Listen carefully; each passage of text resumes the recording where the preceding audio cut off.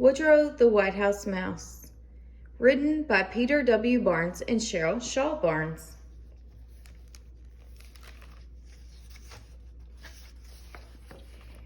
Every 4 years, like the rest of us do, the mice of the nation elect someone too. Living in Washington's grandest old house, a leader respected, a President Mouse. Woodrow G. Washington won the last vote. A mouse Yankee Doodle, the newspaper wrote. So good and so brave and smart, if you please. His favorite food? Why, yes, American cheese. So on a cold winter's day, the most solemn respect to President swore to preserve and protect our nation, our freedoms, our flag see it wave, our land of the free and home of the brave. The White House was lit floor to roof, wall to wall for the beautiful, splendid inaugural ball. Soon Woodrow arrived with his First Lady Bess and their children in tow, about 8 more or less. There were Truman and Franklin, their 2 oldest sons, and Quentin and Kermit, the mischievous ones, and Dolly and Millie and the twins George and Art. Not even their classmates can tell them apart. The stateroom was filled with goodwill and good cheer. The mouse children watched from the great chandelier. It was going quite well until George, with a whoop, slipped and landed kersplash in the senator's soup. The president has a big job, you'll agree. Many places to go, many people to see. In the great Oval Office, he does all his thinking. And Woodrow, they say, is as smart as Abe Lincoln.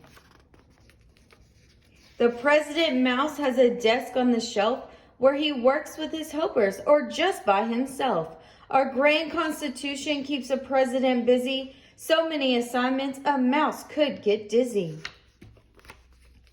The primary job of the President Mouse is working with Congress, the Senate, and House on making new laws for the good of the nation, health, peace, and justice for the whole population. The President is required to study each bill that Congress delivers from Capitol Hill. If he signs it, a bill becomes law, it's approved. If he gives it a veto, it's rejected, removed. He's the chief executive, which means he's in charge of government departments, the small and the large. Government departments include transportation, justice and labor, and of course, education. He is also commander-in-chief, and that means the Army and Navy and Air Force and Marines report to the president, a boss, the big cheese. On this, every soldier and sailor agrees. The president regularly talks with and greets the leaders from foreign countries he meets. In this job, the president is our house or head of state when handling foreign affairs, small and great. But the president also gets time out to play. Every Easter, for instance, is egg rolling day. There are orange eggs, yellow eggs, purple eggs too. There are even some eggs colored red, white, and blue. Inside the White House, there's also more fun for Woodrow, his family, and most everyone.